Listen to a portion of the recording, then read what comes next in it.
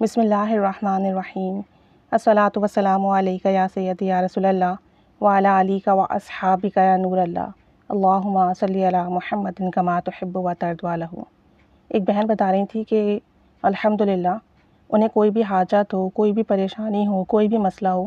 تو وہ نماز حاجات پڑھتی ہیں، اور جس طریقے سے وہ ادا کرتی ہیں اس کے بعد درود شریف پڑھتی ہیں، اور اس کے بعد اللہ سے سجدے میں سر رکھ کر جو بھی دعا مانگتی ہیں اللہ تعالیٰ قبول فرماتا ہے۔ کہتی ہیں کہ میں بہت گنہگار ہوں، لیکن الحمدللہ ثم الحمدللہ مجھے جب کوئی مسئلہ درپیش ہوتا ہے یہی نفل میرے کام آتے ہیں، اور یہی نفل میرے لیے اسم اعظم ہے۔ اور کہتی ہیں کہ نہ صرف میں نے اسے بارہا آزمایا ہے، بلکہ میرے جتنے جاننے والے ہیں جب کبھی وہ مجھ سے اپنی کوئی پریشانی شیئر کرتے ہیں،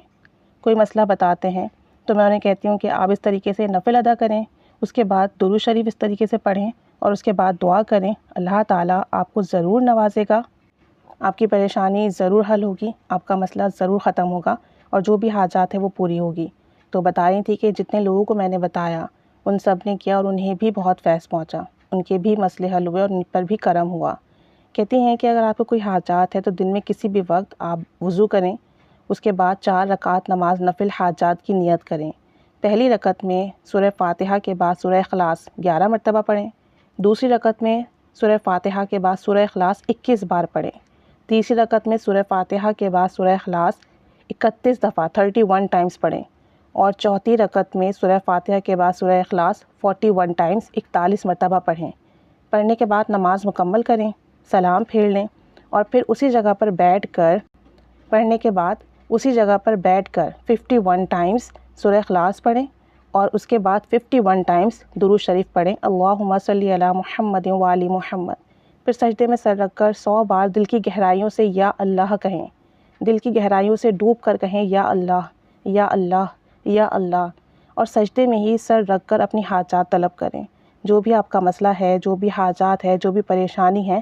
اس کے لیے اللہ کے حضور دعا کریں، رو کر گڑ گڑا کر۔ کہتی ہیں آپ یقین کریں بعض اوقات تو نماز مکمل نہیں ہو پاتی اور میری وہ حاجات وہ دعا قبول ہو جاتی ہے۔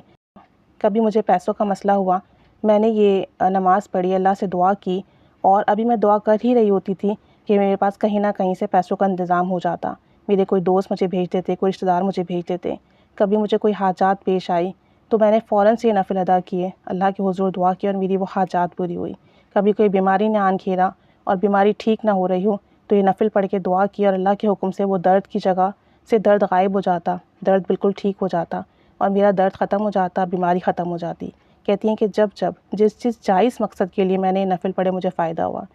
بتاتی ہیں کہ یہ نفل صرف اور صرف جائز مقصد کے لیے پڑھنا ہے، کسی کو نقصان پہنچانے کے لیے نہیں پڑھنا، یا کسی سے بدلہ لینے کی نیت سے نہیں، کسی سے بدلہ لینے کی نیت سے نہیں پڑھنا، کسی کو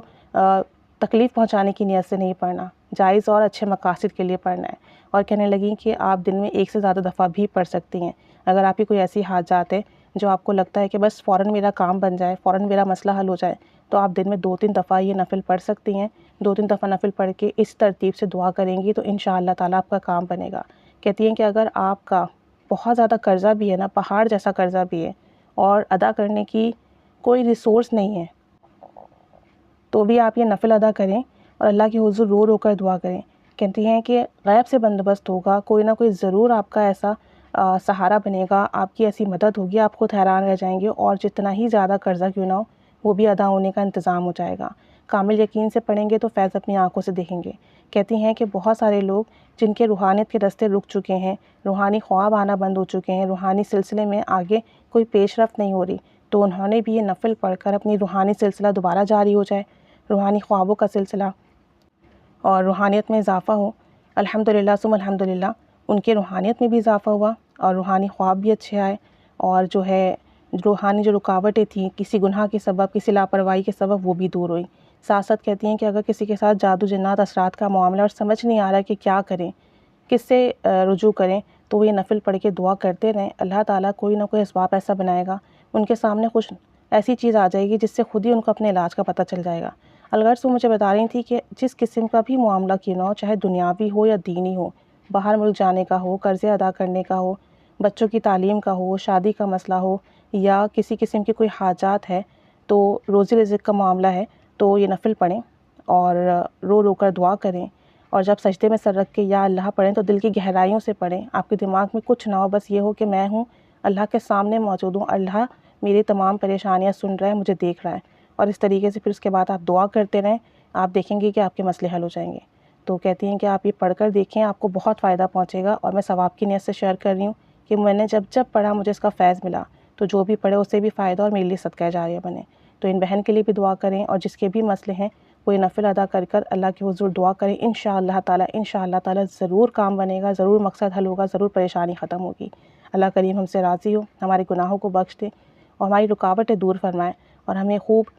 محبت کے ساتھ، توجہ کے ساتھ ذکر و اذکار کرنے کی توفیق عطا فرمائے، اور ہماری تمام حاجات پوری فرمائے۔ آمین بجاہ النبی الآمین صلی اللہ علی محمد صلی اللہ علیہ وآلہ وسلم۔ اللہم صلی علی محمد کما تحب و ترضی عنہ۔